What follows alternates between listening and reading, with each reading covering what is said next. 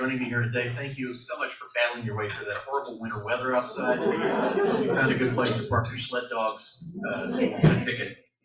I see we're still having fun with technology behind me. So, my name is Craig Pittman. I'm a Florida native, so if you see a wildlife service officer come in and tag me as an endangered species, that's perfectly normal.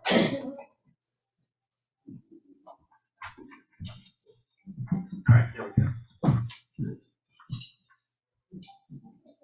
This is not precarious at all.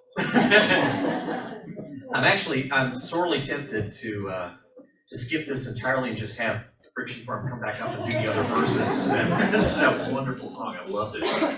And I will probably contact you about getting a recording that I can just play instead of showing up myself at different events. Let me tell you just very briefly the origin of this book, which is bizarre. It's not the normal course of how things get into print. I'm on Twitter at Craig Times. Please follow me. And I periodically tweet some of the really weird, wild stuff that happens in Florida. Usually 2 or 3 items a day. Which to me didn't seem like a lot, but one of my followers, a woman named Laura Helmuth, she loved it. She said she had been to Florida as a college student and kind of missed the place. And she was an editor at Slate, the online magazine, contacted me in 2013 and said, "How would you like to blog about Florida for a month?" And I said, "Great, am I going to be doing like 5 pieces a day or what?" She said, no, just, 1 a day for a whole month. So it went really well, although I ended up with like 45 extra pieces that they didn't have room for. And towards the end, she said, "I hope you are making plans to turn this into a book." And I said, "Well, I think that would be a great idea, but I don't know anybody who could do that." And then shortly afterwards, I got a call from an agent in New York who said, "We think 2016 would be a great year to write a book about Florida because that's a presidential election year, and of course every 4 years the rest of the country gives Florida the side eye, wondering how we're going to screw it up this time." So we batted around some ideas for a book proposal, and I sent it in, and he sent it around to various publishers, and 15 of them said, "Absolutely not. Nobody wants to write about Florida. That's a stupid idea." And one of them, thank God, said, "This is a great idea, and we're behind you all the way." And I turned in a manuscript, and they said, the editor said, "This is great, I love it. It's 100 pages too long." So I had to cut part of it, much like our songwriters. But ultimately the book came out. It made the New York Times bestseller list, which was fun. I felt like sending a thank you note to all the people who turned it down. And I had fun going around presenting it in different places around the state, and even at the LA Times Book Festival. And so the thesis of the book is that not only are we America's weirdest state, but we are the most influential state because we actually, people don't realize all the stuff that Florida gives them, that Florida provides to them beyond just laughing at us. Don't just think of us as the punchline state. There's a lot more going on here. So the book is divided into various chapters according to subject. So there's a chapter about what it's like to grow up in Florida. There's a chapter about driving in Florida. There's a chapter about gambling in Florida. No, those are not the same chapter. And as an example, and so the last chapter sort of talks about how weird stuff in Florida is everywhere if you know how to look for it. And as an example, I cited the trip I was taking every day at that time, which was to go pick up my son from school and drive him home. And on the way home from school, which was a short journey, like 15 minutes, we would pass all of these places that illustrated my point about Florida weirdness is everywhere you look. So, for instance, we passed by the home where the case of the naked nanny occurred. We passed by a building that was hit by a runaway blimp. We passed by the place where there used to be a ship that was anchored, a pirate ship replica that had been used in both the SpongeBob SquarePants movie and a porn movie. And the city was not happy when they found out about the porn movie retroactively. And so at this point, the book, the manuscript had gone out, it was ready to be published. It was too late to make any changes in it. And one day we're driving home and we passed by this lady who is up in a tree outside of an art museum in downtown St. Petersburg. She's got her hair done in dreadlocks. She is dressed in this colorful Eastern European costume. and she's somehow gotten an enormous accordion up there with her, and she's playing and singing John Denver songs. And I pointed her out to my son, and I said, hey, look at that woman with the dreadlocks and the Eastern European costume and the accordion playing and singing John Denver songs. Why do you think she's doing that? And he said, who knows, Dad, it's Florida. And I said, okay, we're raising you the right way. And this is why I think our nickname, the Sunshine State, is very misleading. Our cities actually get more rain on an annual basis than Seattle does. So I think we need to stop lying to people and stop telling people we are the Sunshine State and instead claim that we are the most interesting state, because I think we can back that one up. And for instance, we have more first magnitude springs in Florida than anywhere else. First magnitude referring to how much water gushes out from underground. And in fact, the pioneering naturalist William Bartram, who came through here in the 1700s, wrote so eloquently about our springs that it actually inspired Samuel Taylor Coleridge's poem about Kubla Khan. We also have more fake dinosaurs than anywhere else. Most of them at Dinosaur World, which is on Interstate 4. Has anybody been to Dinosaur World? It's a great place to take a second grader. Great place to take a second grader. And in typical Florida fashion, they used to have 200 dinosaurs, and now they have 199 because somebody stole one. They don't know how, they don't know why, but keep your eyes peeled at answers to the name of Rex. We have the nation's smallest police station. It's in Carabel, and it's a phone booth. And I just find it amazing they still have phone booths in Carabel. And we have the nation's smallest post office, which is a tool shed in a Chopee. It's just big enough for the stamps. That's about it. And I always like to mention the town in Miami-Dade County known as Sweetwater, which was founded by a troupe of Russian circus midgets whose bus broke down. And they thought, like, well, this is the place to build all our little tiny homes. I have other friends who are natives like me, and they say, well, this place didn't used to be weird. It didn't start being weird until all those snowbirds started moving in here. I'm like, no, you're wrong. I've researched the history. We had been weird for a long, long time. Before we were a state, when we were still a territory, we were actually known as a rogue's paradise. And one of the visitors who came here in the 1830s wrote that he felt like everybody in Florida was either a con man, a robber, or a scalawag, or their penniless victim. So, not much has changed, really. The first flag that flew over Tallahassee when we became a state in 1845 actually said, "Let us alone," which you could take as a wish or a warning. Our first senator, David Levy Yulee, that name may ring a bell, told people he was descended from Moroccan royalty. He was not. He was actually just Jewish, and he didn't want to tell people. There are things that those early settlers knew that we tend to forget in the modern day. Really important things about Florida. For instance, they knew how hot it was before air conditioning was invented, and that's why they named a lot of places after hell. We have Tate's Hell Swamp, we have Lake Helen Blazes. The first air conditioning system was invented by an Appalachicola doctor, Dr. John Gorey, who was trying to cool down his feverish patients. And of course, because he was such a far-sighted, creative man, he died penniless and was considered a crackpot. But now there's a statue of him representing Florida in Washington, which is, he's got that going for him. They also, another thing, the pioneers, a lot of them, they did something illegal for a living because who was going to come arrest them in hot Florida? So they would, poach certain animals that were supposed to be protected, or they would lure ships onto the rocks in order to strip them of important stuff. My favorite example comes from my hometown, Pensacola. Back in the days when the Navy ships were all made out of wood, the Navy invested a lot of money in buying groves of oak trees. So they owned a huge grove of oak trees in Pensacola, which was a Navy base. And people would sneak onto the Navy property and cut down the trees and haul them off for their own uses. And the U.S. Marshal at the time, this is in the 1800s, actually wrote to his boss and said, I can't arrest anybody because half the grand jury's involved. And they also knew that life here could seem totally random. people back then did not value the beach. They didn't see any point to it because you couldn't plow it, you couldn't raise crops in it, so why? But they knew that things would wash up on the beach that they could use. So they would go visit the beach to see what was there. And inevitably they would find lumber, they'd find clothing, they'd find various stuff they could use. In one instance, on the East Coast, down much further, a ship washed up that contained nothing but coconuts, like 300 coconuts. And they're like, what are you going to do with this? So they planted them, and that's how Palm Beach got its name.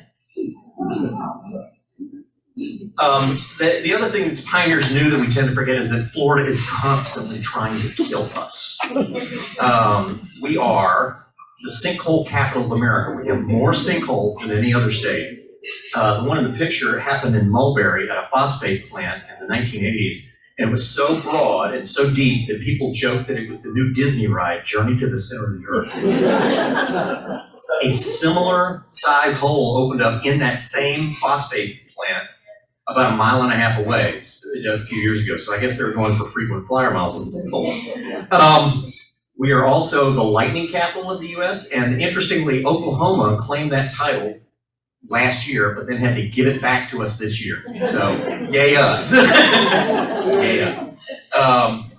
We are the shark bite capital of the world. More people get bitten by sharks on Florida's East Coast than even in Australia. I think because we taste so good, but that's just me. We are considered to be the place where the most hurricanes make landfall. Florida is like that chin that the North American continent sticks out in the Caribbean and says, hit me, and they do. And we are among the most vulnerable places in the world to climate change. This is a very, very flat state, and so as the water creeps up from all three sides of the peninsula, it tends to go inland much, much further. So you put all that together, you know, the sinkholes, the lightning, the shark bites, the hurricanes, sea level rise, and of course that creepy clown college down in Sarasota. And you can see why, you know, this is a very threatening place to live, and yet we call it paradise, and we tell people, come on down and join us. You'll love it. A lot of the weird stories you see coming out of Florida involve our animal population. Florida actually has more invasive species than any other state. Invasive meaning they're really not supposed to be here, but and so, you know, everybody knows about the pythons. You've read about the pythons in the Everglades. And in fact, I should mention, I love this little factoid. 2 years in a row now, the governor, when he gives his State of the State speech at the legislature, has recognized python hunters up in the balcony. It's like, yay, these guys are doing a great job of catching pythons. It's like, does that happen in any other state? No. Not this year, but last year, the people we recognized, there was a couple who celebrated Valentine's Day by going out and catch a python. Because, you know, nothing says love like a big snake, right? But we have more than just pythons. We've got Argentine Tegus, which are these big, nasty tempered lizards with sharp teeth. I interviewed one guy who he was going out one morning to take his garbage out, and he sort of felt that there was something following him, and he turned around, and there was a 4-foot Argentine Tegu, and it was hissing at him. And it freaked him out so badly that now his wife has to take the garbage out. We've had problems twice now with giant African land snails that are as big as your hand. They are hermaphroditic, so they are breeding all the time. And they can actually come up out of the ground like zombies and eat the siding off the sides of houses. And they eat lots of different kinds of fruits and vegetables. So the Department of Agriculture just freaked out and actually got and trained dogs to sniff out the snail mucus so they can track them down and kill them. So Florida, for all of its fault, Florida is the only state with snail sniffing dogs. So we've got to be going for us. I feel kind of bad for the dogs though, because I figure they go back to the kennel at night and the other dogs are bragging like, hey, I sniffed out some bombs today. What did you do? I sniffed out some drugs. How about you? I sniffed out some snail mucus. It's a living. But what I love about the snails is their origin story. They were actually brought over here by a religious cult that thought that drinking the mucus would make you healthy. It actually had the opposite effect, so everybody wound up in the ER, and that's how they found out about the snails. And I just picture there was one woman in the cult who actually put some of the snails up under her dress, and flew to Miami that way. And I just picture the guy sitting in the seat next to her going, "Ma'am, did you know your dress is slowly undulating back and forth?"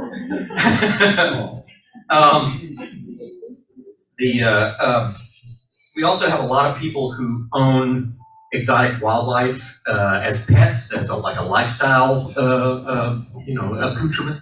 One of my neighbors used to be a guy who owned 2 emus that he kept in his backyard. I live in downtown St. Petersburg. This is not out in the country. Emus, these big ostrich-looking birds, and they would get out on a regular basis and run up and down our brick streets, and the neighbors would run after them trying to catch them. One of my kids says that's his favorite childhood memory, is watching the neighbors trying to catch the emus run up and down the street. All it was missing was the Benny Hill music. On the same weekend in 2013, there was a llama that got loose in Tallahassee, and the cops, in order to catch it, they had to deploy their tasers to bring it down. And in Pasco County, near where I live, there was a kangaroo that got loose. And the cops chased it down and used their tasers, and it didn't do anything. So finally, a guy who'd been a high school wrestler just tackled it. These are things they do not cover in the police academy. The guys are just kind of making it up as they go along. Even our native wildlife, can wind up being the subject of odd stories. As mentioned in the song, we've had a problem with people riding on manatees and feeling, the first one was this woman in St. Pete Beach. She went out to the beach, she splashed around having fun, and a manatee swims by and she jumps on its back. But, woohoo, I'm riding a manatee, look at me. And of course everybody's saying, get off the manatee, leave it alone, don't do that. And when she ignored them, they had the typical human response of pulling out their phones and taking photos and video of her, which the sheriff's department then distributed so they could track her down and arrest her. She got off pretty lightly from the court system, but I think her real punishment is that pictures of her thighs were flashed around. And not long after that, we had a problem with people doing the same thing, but with sea turtles. They were jumping on sea turtles, and which, talk about a slow speed chase to get those photos. And the other problem, this is sort of a long-term problem, ongoing problem, is we've been building homes in what was alligator habitat, bear habitat, panther habitat. And then people were shocked when those animals show up and we're like, hey, this is my place, what are you doing?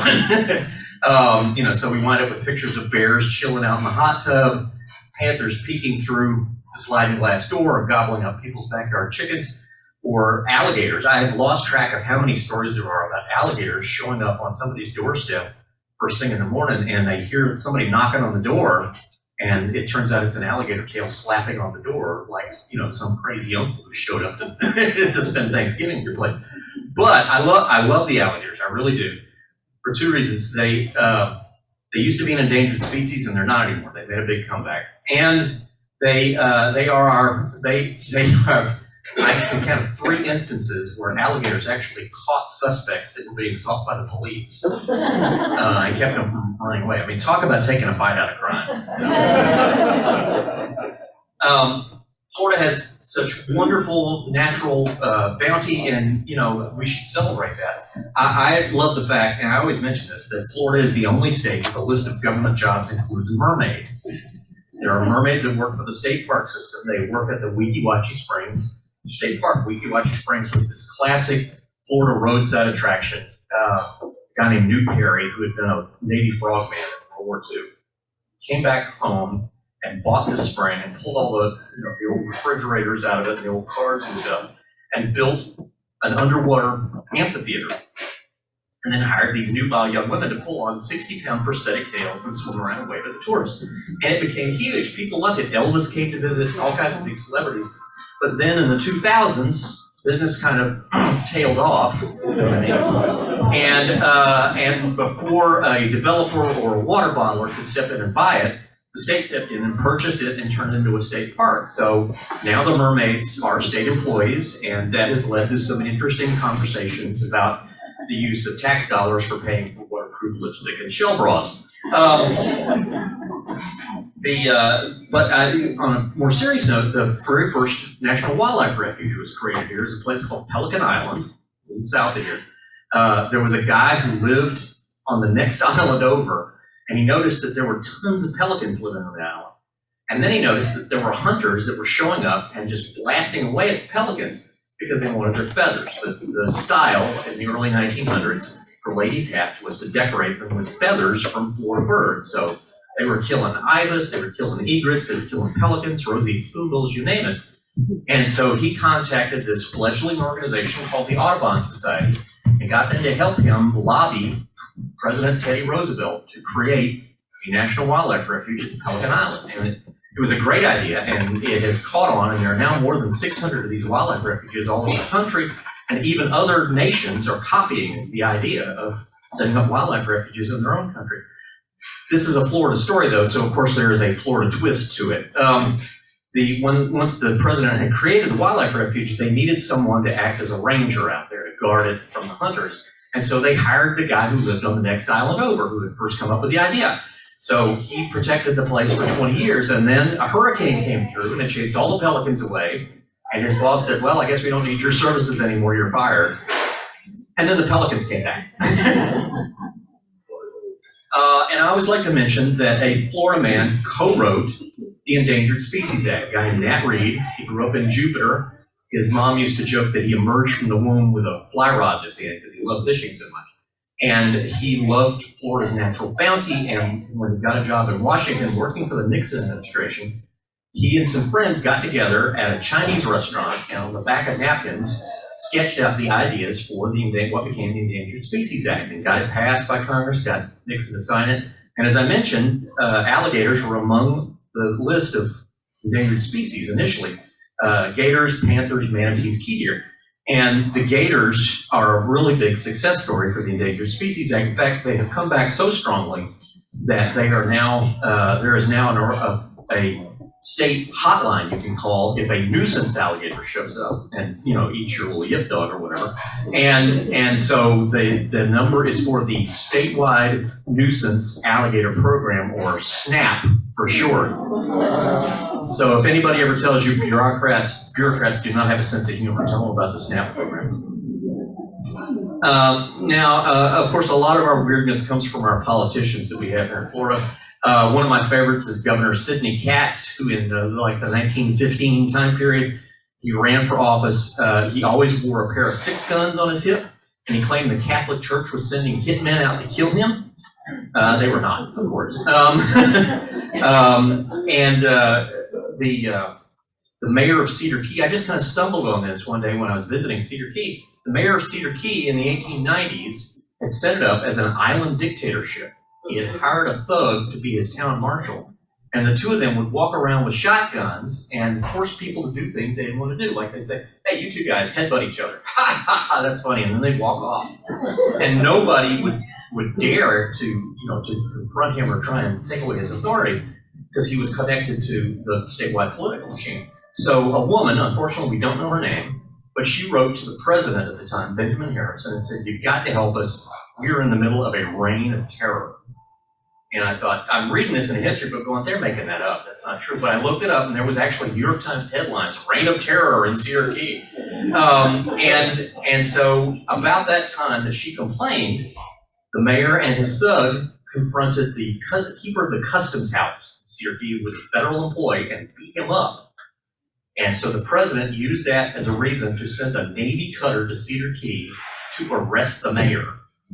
And thus, Cedar Key is the only city in America where they underwent a military coup, which I don't understand why the people in Cedar Key don't have an annual festival, Reign of Terror festival, to attract the tourists. They reenact the Navy landing, and everybody throw popcorn at the guy playing the mayor. I think it would be bigger than Gasparilla, that's just me. And I don't want you guys to think this is all stuff from the far distant past. In 2016, there was a U.S. Senate candidate who actually sacrificed a goat and drank its blood. And when I asked him what the blood tasted like, he said fame. I don't know what that means. But he was a libertarian candidate. One of the Democratic candidate for that seat had accused his own wife of bigamy, and her trial on that charge had to be delayed because one of her breast implants sprung a leak. Which, again, not a story you would see in any other state, only Florida.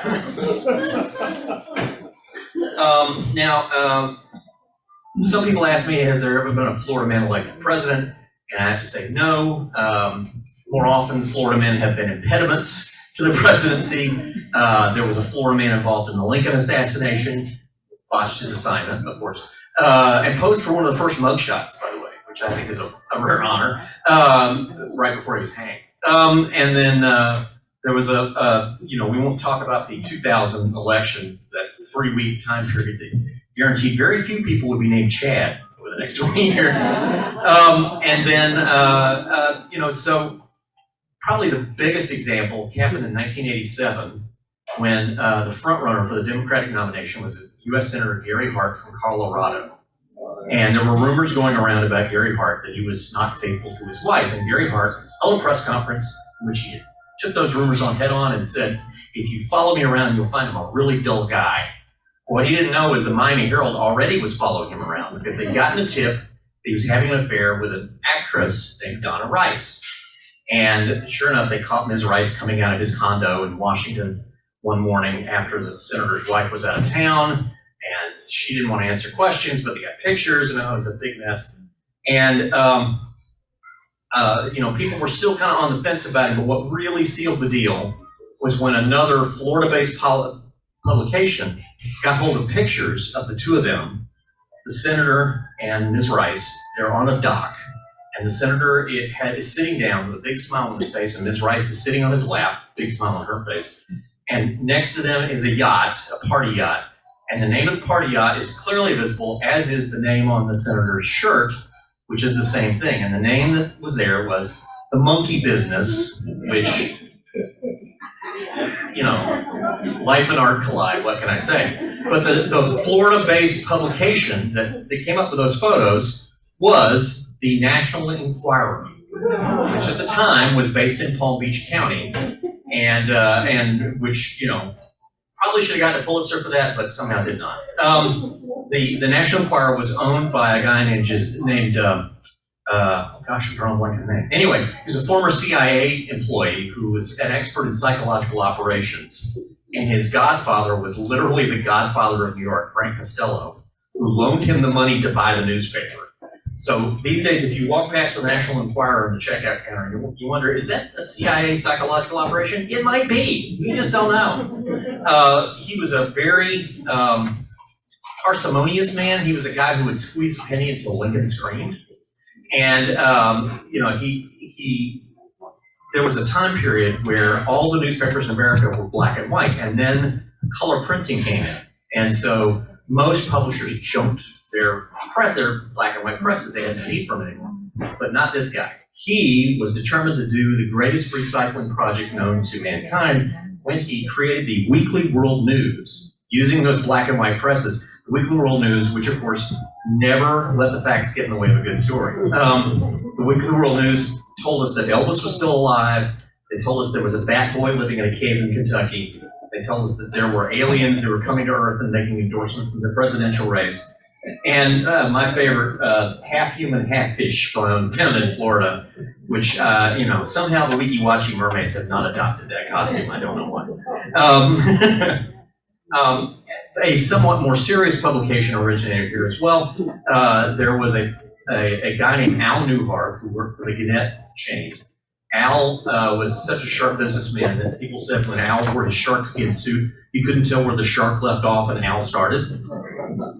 And Al saw the tremendous growth around the area we now call the Space Coast, with NASA getting started and a big project for landing on the moon. And he said, we should open a newspaper there. And so Al moved to Cocoa and started a publication called Florida Today, which was the first new newspaper in America in years. And it succeeded exceedingly well. And so Al was promoted in the chain and became CEO of Gannett and said, well, I want to do what I did with Florida Today, but do it on a national level. And so he brought all the planning people together in Cocoa, and they came up with the idea for USA Today. So when you see USA Today, you can say that is a Florida-created project that, won the Pulitzer for investigative paragraphs. So now there is a chapter of the book that you wouldn't want to read at a Sunday school picnic. It's called The Sunshine State, because you can't talk about Florida without talking about sex. Promoters for years have used sex to sell real estate. Probably the guy who got that started was the guy who basically created Miami Beach by dredging up the bottom of Biscayne Bay and dumping it onto a mangrove island and calling it a resort. And that was Carl Fisher.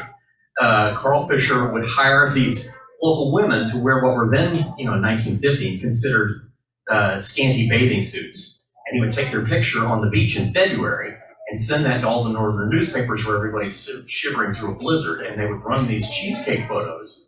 And, the wives would look at the picture and go, wow, it's really warm in Florida. And the husbands would look at it and go, it's really hot in Florida. And they would decide to move down here. The people in St. Petersburg went them one better. In 1922, they had a PR guy working for the city who actually came up with this idea of using that idea and making it even better, where he invented a phony Housewives Purity League. And the Purity League allegedly complained to the mayor about all the scantily clad women on the beach, which they referred to as sea vixens. And so you got all these great northern newspaper headlines, these women in the 1920 bathing suits, and sea vixens stealing our husbands, say Florida wives. and so the next time you're at the beach, look out for the sea vixens. They're everywhere now. Probably the most iconic pinup model of all time, Betty Page, got her start in Florida. That's her with photographer Bunny Yeager. Bunny Yeager used to be a pinup model and then figured out she made more money behind the camera than in front of it. And so, partly because she would sew the costumes that the models would then take off while she was taking the pictures. The X-rated, most famous X-rated movie of all time, Deep Throat, was filmed in Miami Beach with financing by the mafia. I think they definitely made their money back on that one. And Florida is famous for having more nudist resorts than any other state. I mean, it's warm here. Why not? Why not take your clothes off? One of my jobs before one of the hurricanes that was coming, I think it was Irma, was to call around to the various places looking to see who was going to accept evacuees, who would let people in. And one of the places I called was a nudist resort in Pasco County called Caliente. And the folks at Caliente said, yes, they would be glad to take all the evacuees that wanted to show up, and they didn't have to pack their clothes. So, now where you have sin, of course, you have to have salvation. So, there's a chapter on religion in there. We have the famous Christ of the Abyss statue underwater in the Keys. If you are snorkeling or scuba diving and feel the need to go worship somewhere, it's there for you. In 2001, the mayor of Inglis, which is a small town near Tampa, issued a formal declaration banning Satan from the town and posted the declaration on the four corners of the city limits. Somehow it did not keep out all the reporters who came to write about it.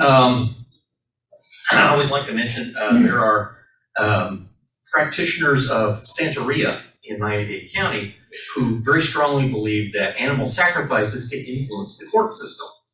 And so whenever they have a family member or a friend who has a criminal or even a civil complaint that's coming up in court, they will go up and sacrifice a chicken on the courthouse steps. And so the janitors have formed what they call the voodoo squad.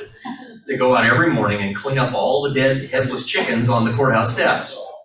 Again, this does not happen in any other state, only in Florida.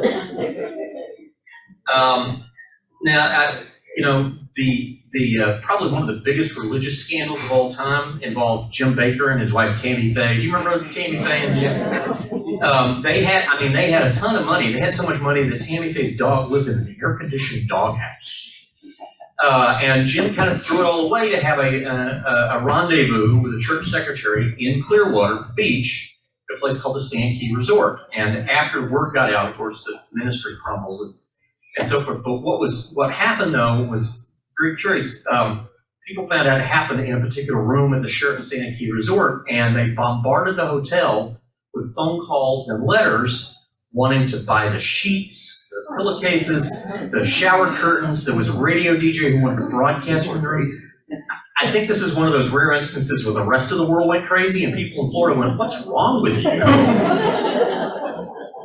And probably the most famous religious figure to get in trouble in Florida, though, was the Reverend Martin Luther King. He was arrested in 3 places in America, one of them being St. Augustine.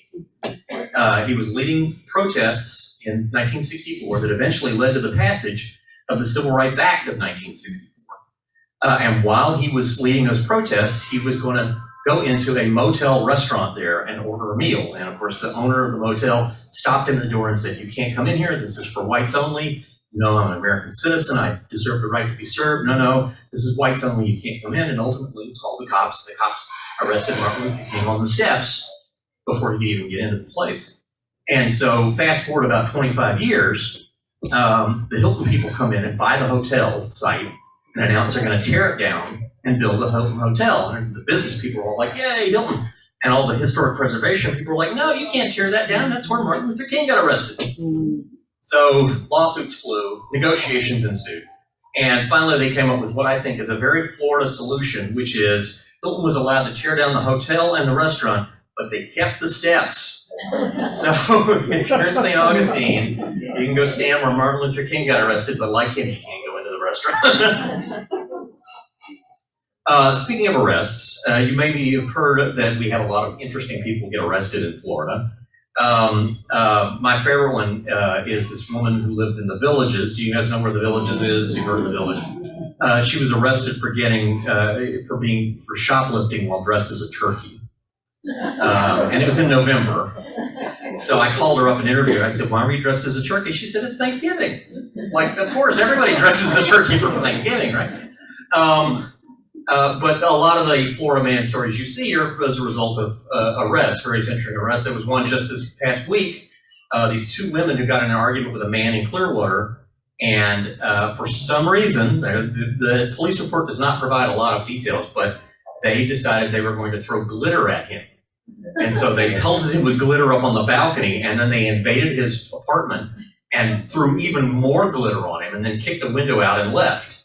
And so the police were able to track them. The man knew who they were. And when they got to where they were, the police report actually says the hood of the car was still warm and there were signs of glitter in the car.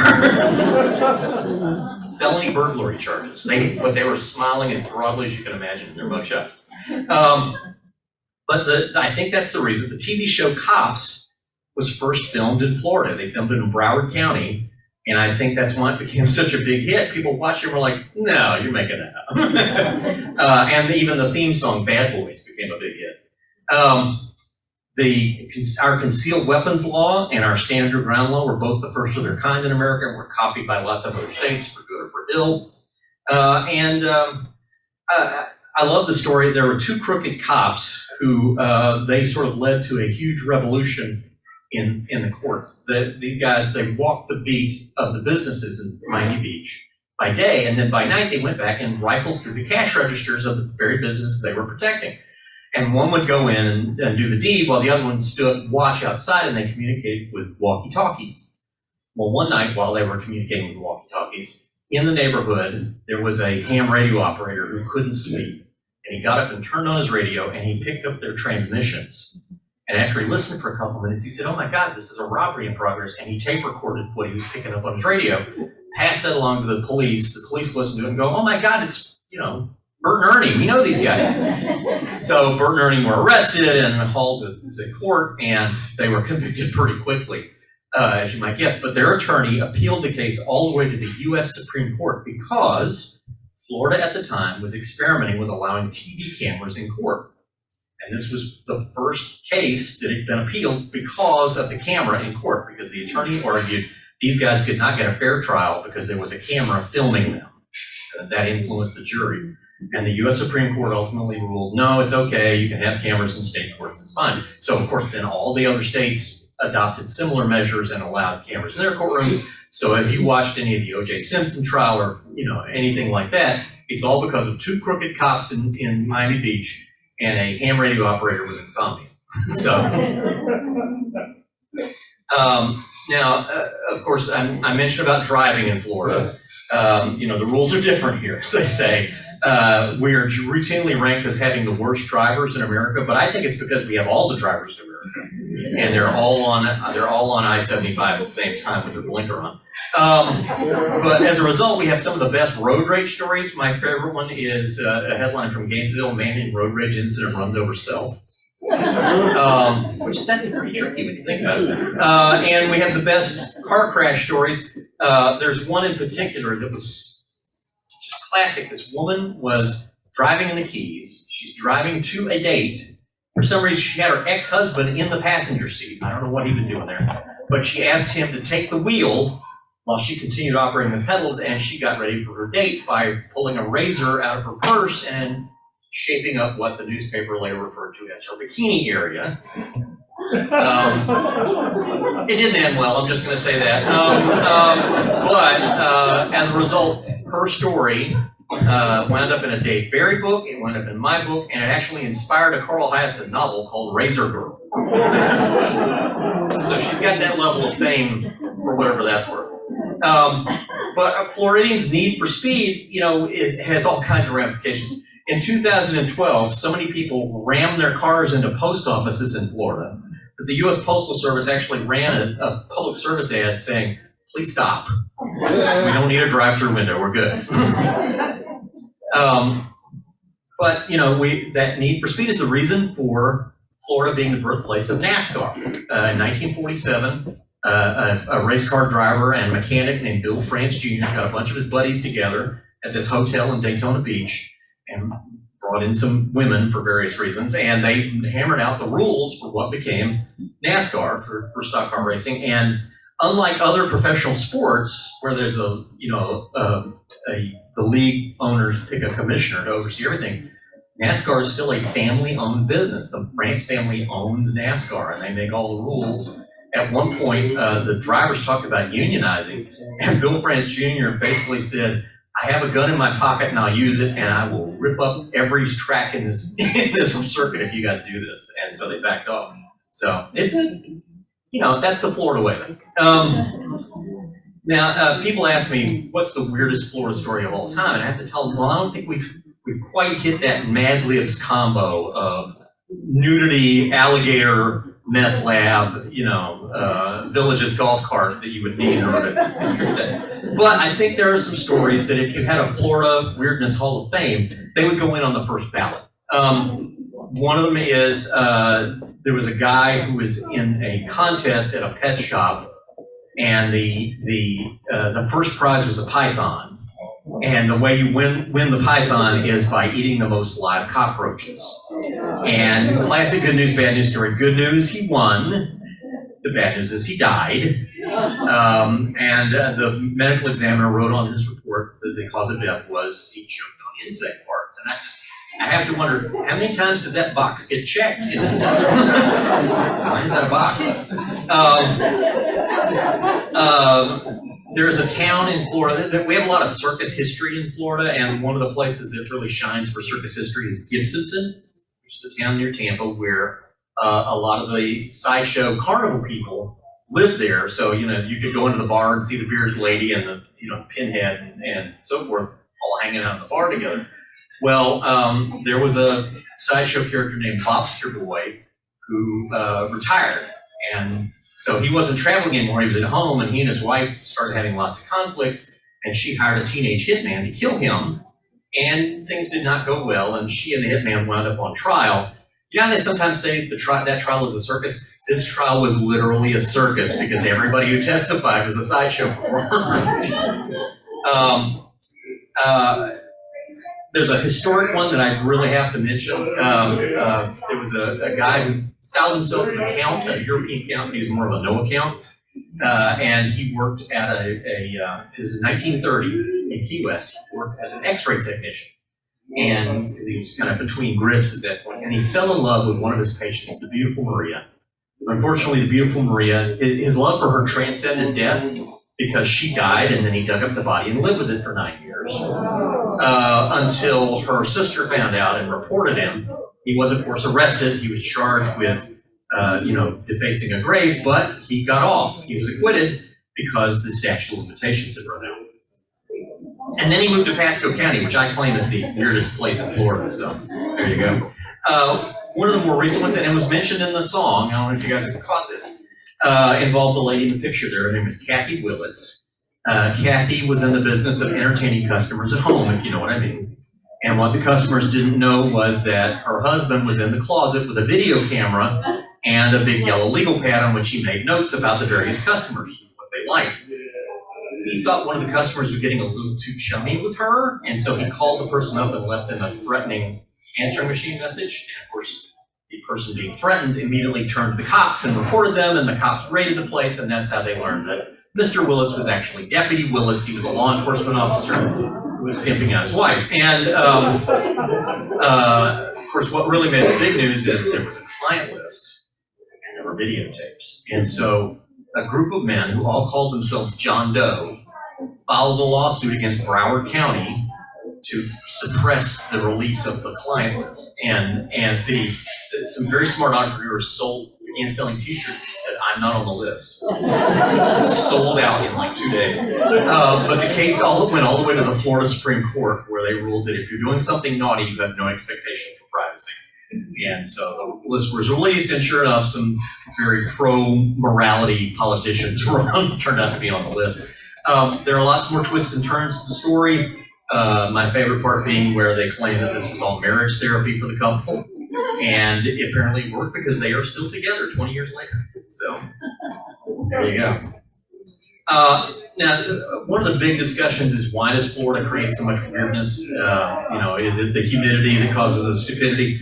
But to me, there are some really obvious reasons. And when you think about it, it makes sense. We've undergone this wrenching demographic change in Florida, where in 1940, we were the least populated southern state, which, no air conditioning and no bug spray. That makes sense that we're a lot of people here. Now, as of 2014, we are the third most populous state. We passed New York. So we've got 22 million people living here and 100 million tourists coming every year. And we're not spread evenly over the whole peninsula. We're kind of cramming that 30-mile wide swath along the coast and along I-4 where the theme parks are. So you put that many people together in that short a time, in that small a space, and they're bound to start, waving machetes at each other and ramming their cars into each other and arguing over whose dog pooped on whose lawn.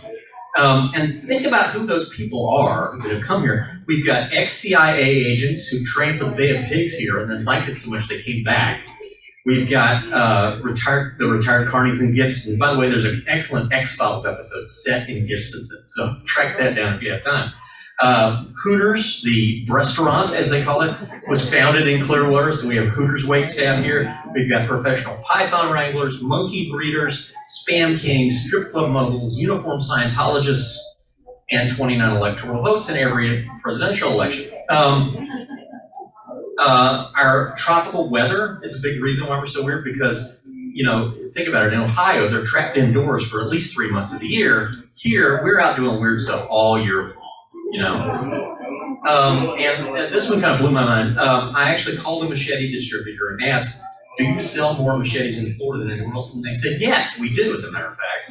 Which my theory was they were giving them away at the state line with cups of orange juice. But clearly that's not true. And I always have to mention this, we consistently rank 49th among the states in funding for mental health treatment, to which I can really only say, thank God for Texas. So, a lot of my friends, they're like, "Oh my God, Florida's just so embarrassing. I cringe whenever I see a big national story come up, because I know there's going to be a Florida connection somewhere." And they're right, there always is. Do you guys remember the story about the woman in New Jersey who got in trouble for trying to bring her emotional support peacock on board a plane? The peacock was from Florida. But I tell her, you should be proud of that fact. You should let your Florida freak flag fly, because I contend that the same conditions that produce all that weirdness also spark our creativity and are the reason why we influence the country so consistently. We joke about Florida man. We sing about Florida man. But the list of Florida men includes the inventor of the computer, John Adanassov. His father was an engineer at a phosphate mine, and always carried a slide rule, and young John was fascinated by his dad's slide rule, and that's what started him on a course towards inventing that wonderful thing that we use for playing solitaire all the time. The founder of Amazon, Jeff Bezos, grew up in Miami, started his first business there. If he had failed, would we have ever heard from him again? Would we now be dodging drones dropping boxes of slippers on our heads? Probably not. And I always like to mention the greatest author you've never heard of, Donald J. Sobel, who wrote all the Encyclopedia Brown mysteries for kids. He lived in Miami. He was living in Miami when he was writing those stories, which, if you read them carefully, you realize Encyclopedia Brown is operating in sort of an idealized Florida beach town. And he was doing all this stuff in the 80s during the whole cocaine cowboy era. in Florida, where you know, they had the Miami Herald had headlines like drug dealers disguised as cops arrested by cops disguised as drug dealers. And at one point, and this is absolutely true, the Coast Guard was trying to intercept a plane full of cocaine, so they were chasing it over Homestead, and the smugglers decided to lighten their load, so they threw the cocaine out of the airplane, and there was a bale of it, and it tumbled end over end and landed in the middle of a Homestead Crime Watch meeting, and just barely missed hitting the police chief in the head. So, you know, and so I always picture Donald Sobel reading that in his morning paper while eating his grapefruit and then folding up the paper and going off to write another story about Encyclopedia Brown solving a bank robbery because of his knowledge of Civil War trivia. But, you know, probably my greatest argument for Florida is, you know, if you want to live someplace where the news is the same day after day after day, you know, you open the paper, you turn on the radio, and it's the same stuff, then move to one of those square states out west. Move to Nebraska or something like that. But if you want to live in a place where every day you turn on the news or open the paper and go, wow, a guy punched a swan today, this is the right place to be, and you should be proud of that fact.